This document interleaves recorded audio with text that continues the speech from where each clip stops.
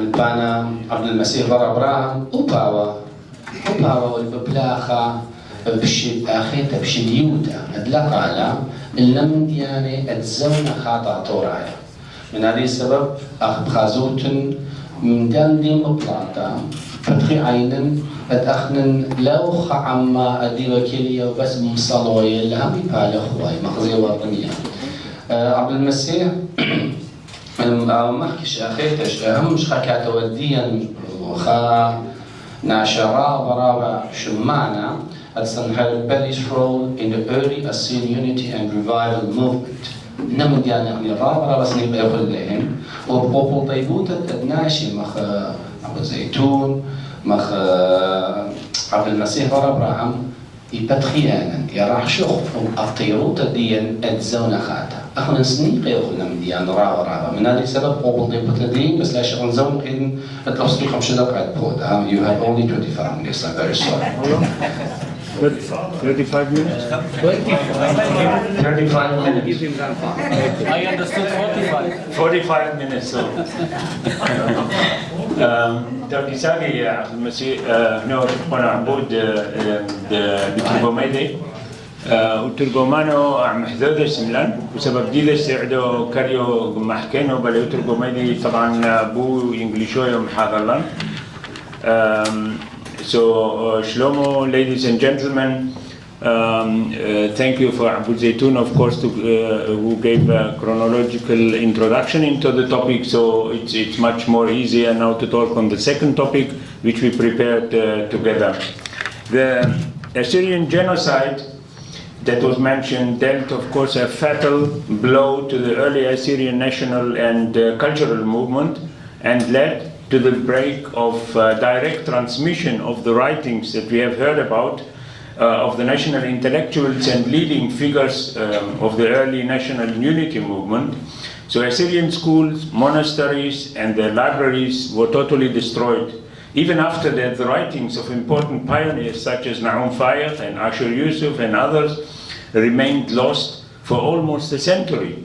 So the fragments of their writings on the principles of Assyrian national consciousness that became later known after the genocide were only passed on really imperfectly in fragments to the next generation.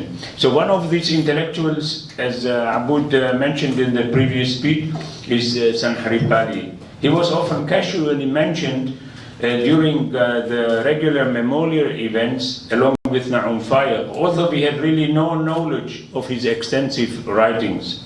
The efforts of the modern Assyrian Research Archive, MARA, to collect and digitize journals and writings of the Assyrian intellectuals of the early 20th century have shed considerable light to our understanding, meanwhile, of the beginnings of this Assyrian unity and renewal movement in the Ottoman Empire during the early 20th century.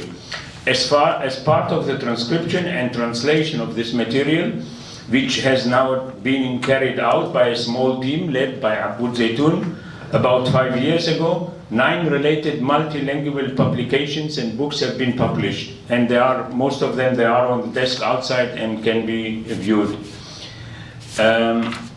So my outline is the following, and so I will try to, after this introduction, talk about who is Sanharib Balli, and mainly talk about the phase of his emigration and involvement of various Assyrian projects in the diaspora in the United States, and then conclude, of course, with some remarks.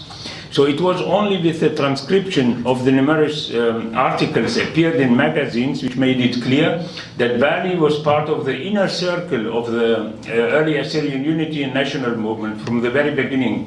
Sanharib's lifelong commitment to the Assyrian cause ranged from publishing his own periodical to holding many leading positions in Assyrian associations and organizations. So he was also active in publishing more than 70 articles in Assyrian diaspora journals as far as we know meanwhile.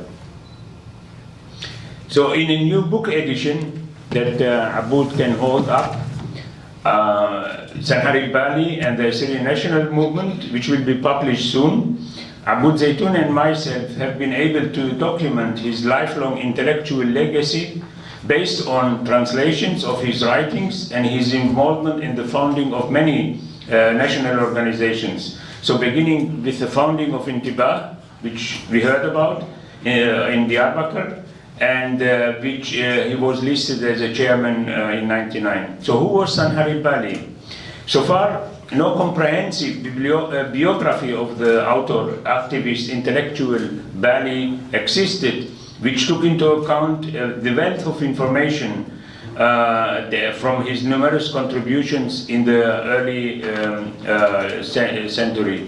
A first short biography of Balli was published in the Journal of Assyria in 1939. A further and more detailed biography was written shortly after his death by Yaqub Namak from Beirut and published in 1972 in the Assyrian Star magazine of the Assyrian National Federation in the US.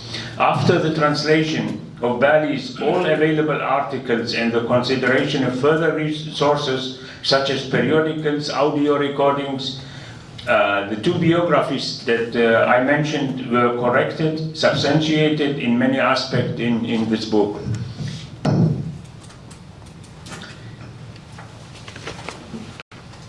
Sanharib was born at the end of 1878 in the city of Diyarbakir, Omid.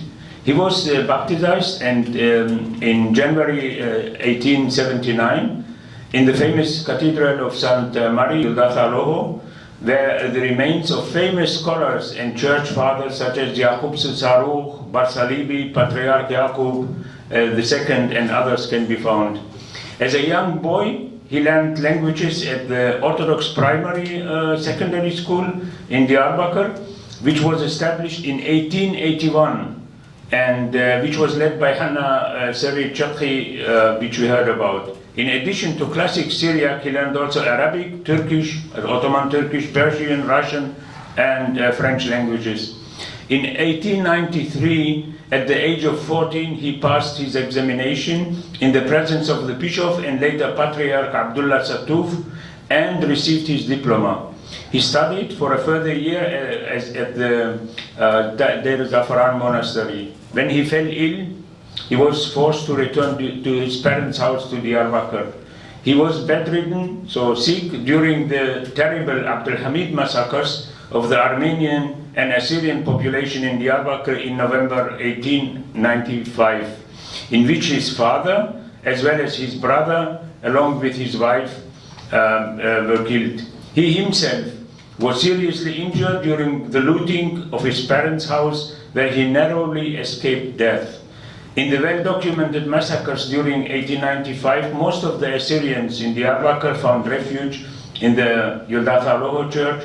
Sanharib's companion Na'um Fayaq had also managed to save himself in the same church.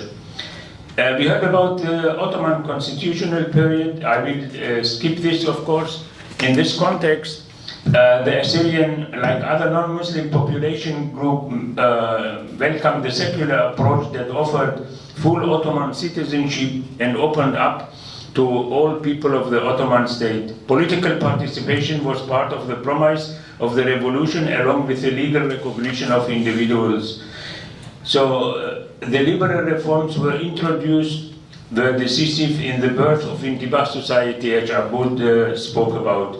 In an article published in Murshid Athir-Riyun in October 1909, Sanharib Balli was listed as the chairman of the Intibah society. Throughout his later life, Sanharib remained an active board member as well as mostly secretary of the Intibah Society, even in the United States. It's reported that he was a passionate speaker and national ID generator in the initial phase of the Intibah phase. In an article he wrote in New Assyria, he himself reported that as early as 1908, he gave even a lecture on the need for capable man in our nation, in which he identified the problems caused and damage done to the Assyrian nation due to the massacres. During the time in Diyarbakir, he traveled with Na'um Fayaq to many cities and monasteries in the region. Sanharib left Diyarbakir for the United States with his family in January 1913. A few months before Sanharib, Na'um Fayed arrived there too. So Balli settled in Patterson, New Jersey, where many Assyrians had already found a new home there.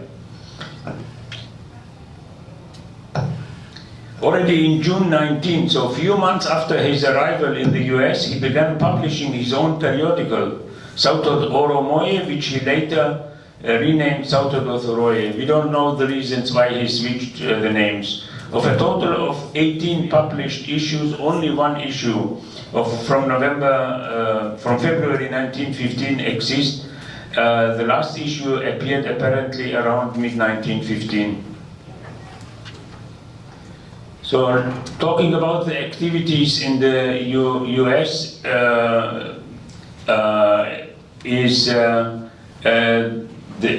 as Abud mentioned, it was the third diaspora branch that was founded back in '99 by Gabriel Boyeji, who also started the magazine with the same name. Shortly after his arrival in the States, Sanharib also became active in the society. As in Diyarbakir, Sanharib was also actively involved in the founding of new branches of the society in the States.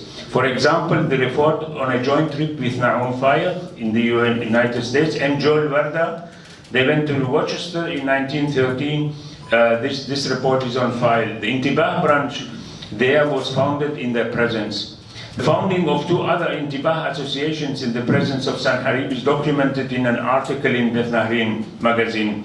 Beth Nahrin was published by Na'um Fayed. Together with Na'um Fayed and Charles Dartley, Sanharib traveled to Providence and Central Falls between July 1st and 5th, 1916, and gave a speech at each of founding meetings. Balli played a central role in the reapproachment between East and West Assyrians in the United States, because there are many, sometimes people raise questions. Yeah, the Orthodox community was isolated, they had no contacts to the East. This is not correct. And contacts with the Assyrians from Persia were established in Yonkers. A group photo from 1914 shows Eastern and Western Assyrians in a meeting. I think, if I am correct, Abud, this is the picture. Joel Warda, Charles Dartley, Pera Benjamin, among others, are in the picture. As a result of this context, at least two more Intibah branches in Yonkers and Elizabeth, New Jersey, were later established with the East Assyrian community. The Yonkers branch was founded in May 21st, 1916, in the presence of Na'um Fayed and Balli. In 1970, Sanharib, along with David Badal of Yonkers, was commissioned by the Intibah Society Board of Directors to reach out to the Assyrian community in New Britain and established even a branch there. Sanharib was also present at the Assyrian Convention in Boston in 1917, so he was really everywhere.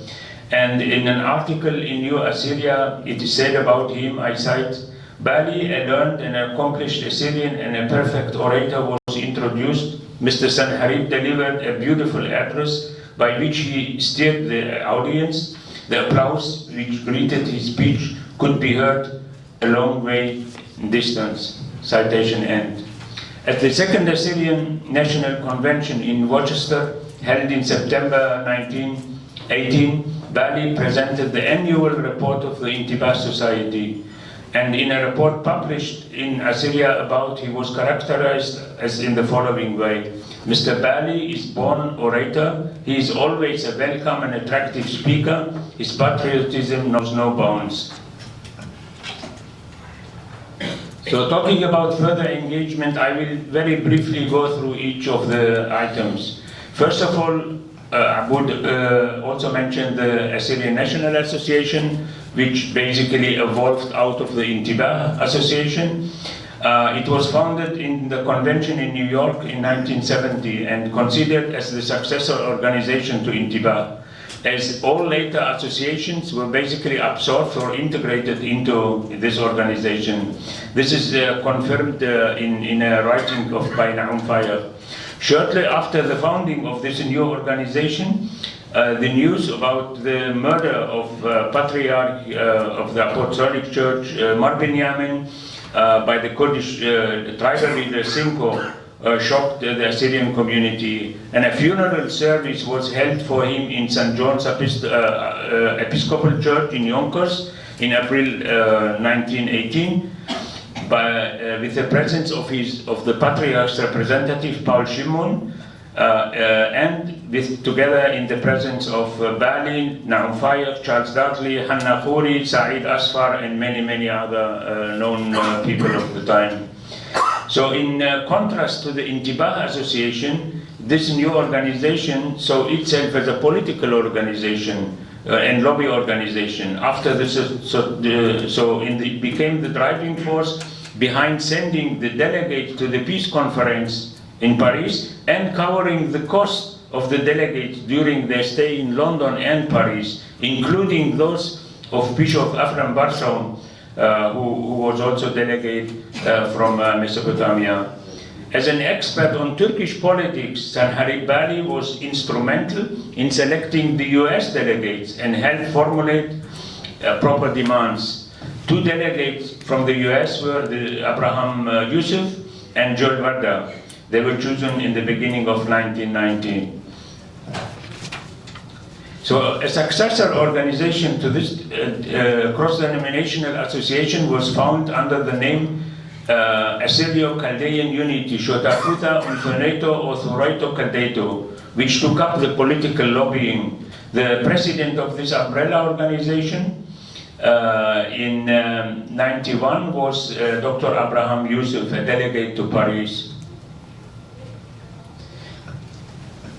So the Assyrio-Chaldean Unity organization published the journal Huyodo as its official mouthpiece under the editorship of Naum Fayyad. Sanharib Balli was also a member of the extended editorial board, also active in writing, and contributed articles to the magazine, mainly in Ottoman Gershuni and Arabic. Balli was also a lifelong companion, as we said, of Naum Fayyad. Since the publication of the periodical Det Nahrin in the US, articles and analysis by Sanharib appeared regularly in the magazine. So in this book we have translated approximately 22 of Sanharib's articles from Det Nahrin into the book. So with the death of Naum Fayyad in 1930, Sanharib lost his closest companion and mentor. In his eulogy, Grabrede or Mamlo Aluqawrede, at the funeral ceremony on February 9, 1930, Sanharib Balli urged future generations to return Fayyad's grave to his homeland.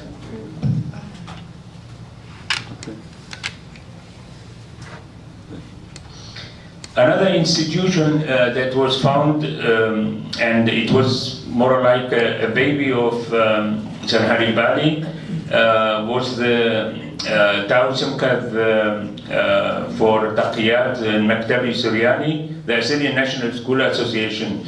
So after the Saifo events of 1940, the members in the US shifted the focus of their support to education in the homeland. Existing Assyrian schools in Diyarbakir were supported financially, and in 1990 a school and orphanage, so Beit Diatume, was found in Adana in cooperation with the French High Commissioner. And the school later moved to Beirut in 1923. In 1916, TMS Association had around 90 members in the United States. Balli was also active in this organization and supported the idea of promoting Assyrian schools in the Middle East. On the occasion of visit of Surma Khanum in the United States, the TMS organization organized a reception in 1926 in April at the famous McAlpin Hotel in New York. So again, Balli, Fayyad, and many other known personalities of the time, such as Dudley, Durma, and around 150 other participants are depicted in a photo. I think this is the photo. Is that correct, Tabut? No, this is from Ephraim Barsaum. That is Ephraim Barsaum. I'm sorry, yeah. So Ephraim Barsaum was, and this is the next one actually, then, yeah. In 1927, the Orthodox Bishop AbdulMesih visited the United States and consecrated 2 churches in Rochester, West New York, and 1 in Central Falls. So they were the Assyrian Orthodox Church of the Virgin Mary in West New York, and St. Mary Assyrian Church in Rochester, and Assyrian St. Ephraim Church in Central Falls. So all Assyrian churches basically as Orthodox churches. On September 18, 1927, a reception was held in the Bishop's honor, and this is the picture related to that. In the documented picture of the Bishop's tribute, Fayed, Balli, Joseph Durna, and Pastor Hanna, and Na'matallah Khoury can be depicted. And Aboud, I think, knows the faces much better than myself. This is Sanharib Balli, this is Na'um Fayed, this is Qashisho Hanna al-Khoury, this is the bishop, and this is the brother of the priest, and this is Joseph Durna. Thank you. So the next organization in which Balli was engaged was the Syrian American National Federation. And he is of course associated with the founding of this organization in 1933, which is still active in the US today and published a Syrian Star. Immediately after the Semile in Iraq, Semile massacres, during August 33, the National Emergency Committee convened in a General Convention. On October 1933, at this meeting, the Executive Committee was authorized by a resolution to call for a convention of delegates to be held in Yonkers. Accordingly, the meeting was initially adjourned after 2 days deliberation to reconvene in New Britain, in Connecticut, and on November 1933, where the Constitution and the bylaws of the establishment of the Federation were drafted and adopted by the majority vote. At this convention, the Venerable Captain Alex Armel from Yonkers was elected as the first president of the association. According to the meeting minutes, Sanharib Balli was the delegate and appointee from West New York, so he was really a founding member. Among those present were Joseph Durna, David Purley, David Jacobs, and Sam Arslan. On the occasion of Agha Petrus' death, Sanharib wrote a long eulogy about him. However, it is not known exactly when this speech was given. Agha Petrus died on February 2nd, 1932, in exile in Toulouse, in France, and the obituary for him was found in one of Sanharib's private notebooks, which is included in our book. Yeah. So next, a chapter of engagement of Balli is his friendship and exchange with Assyria's editor Farid Nusha. Farid Nusha was another well-known Assyrian journalist of the 20th century. He himself emigrated to Argentina in 1911 and settled to Buenos Aires. He actually moved from Aleppo over there, but he has roots also in Kharput. Yeah. On his initiative, the Assyrian St. Ephraim Association Centro Afremico Assyrio was founded in 1934, which published the journal Assyria. The journal was published with only a brief interruption until his death in 1969. The first contact between Sanharib and Farid took place in 1937. Sanharib organized a reception in Farid's honor in New York on November 13, 1938, at the very beginning of their friendship. We have more information about their friendship and relation in an article from the magazine of Assyria, in which Farid Nusha thanks Sanharib Balli for making his magazine available to the New York Public Library for archiving. You see how important this was, really, to have such people thinking ahead, and so that we can today access those materials. And 22 volumes are available currently on microfilm. In Assyria, in the magazine, Sanharib wrote also numerous articles which we included and commentaries which we included into the book. Through his contribution in Assyria, Sanharib was able to intensify his contact with other Assyrian intellectuals of the time, such as Hanna Abdelke, Abraham Gabriel Saume, and even Yohanan Kashisho, which we know from our time, of course. And finally, we come to another organization, Assyrian American Educational Association, and we encountered Sanharib Balli in 1954 in connection with the founding of this organization, where he is listed as a founding member. It was founded in North Bergen, New Jersey, with a significant participation of Rose and Charles Dudley, together with Joseph Durma, George Mardinley, and many others. And the central goal of the organization was, among others, establishing financial support programs for students as an award for outstanding achievements, and supporting authors in the production of writing and book. So all civic goals, not church goals, financial support for language teachers in Assyrian schools, and support of national newspapers and periodicals. In early '56, Assyria published a report that this organization had granted 18 scholarships to students from Jerusalem, enabling them to study in the United States. So Sanharib took his last major journey with his daughter Shamiram in 1969 to Lebanon, where he visited the local Assyrian community. There he also met with Abraham Nuro, Abraham Hakwardi, and our well-known monk and now Bishop George Saliba at the meeting in the Achane monastery. From this meeting, according to Abud, an audio recording existed, even with a very poor quality. And Sanharib died on July 25th, 1971.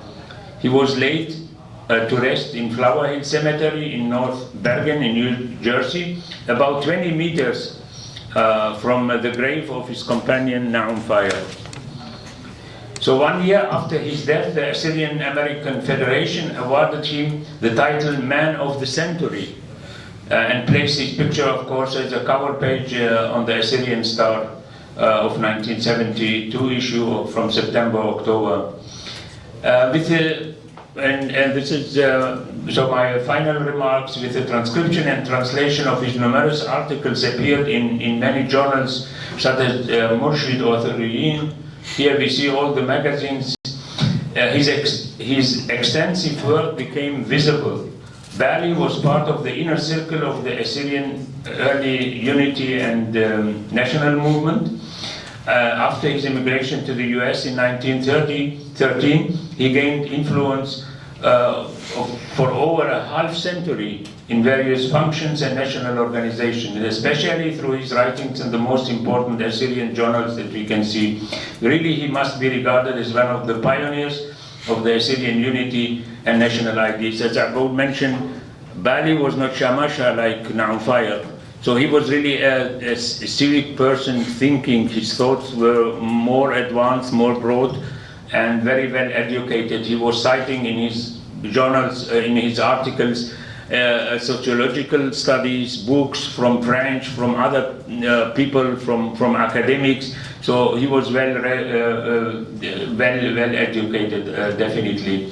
An obituary by David Purley under the title "The Passing of an Assyrian Era, Reflections on the Late Sanharib Balli" appeared in the Assyrian Star in 1972, saying that a precious personal friend, scholar, and trusted Dr. Yaqub Namak of Beirut, upon hearing the sad news of departure of Balli, pronounced the following seasonable in memoriam. So, citing, "Half a century in the leadership rank of his people. This was our late Sanharib Balli. His voice echoed in lonely valleys, calling the flocks to untrodden paths of safety and national identity. He was an ever-glowing light when others were flickering out under the downpour of thunderstorms. He was true to himself and to the name he bore. We owe him a memorial on the tablets of Assyrian history. He was true leader to members of his family as well. He trod the paths that these children could follow. Indeed, they are true to the heritage he left behind. They are bearing the torch of their late father. Then Piri concludes, and this is my last comment, symbolically, Sanharib died, in my personal view, like the poet Li Po, who died while trying to embrace the reflection of the moonlight on the lake. According to my uncompromising muse, Sanharib sleeps now among his beloved sons, Marafrem, Marnarsai, Marsalibi, Agha Petrus, Mar Benyamin Shimron, Yusuf Namach, Ashur Yusuf, and countless other Assyrian saints and heroes. And I feel simply confident that he walks with Sanharib, the Assyrian emperor of other days. Thank you very much.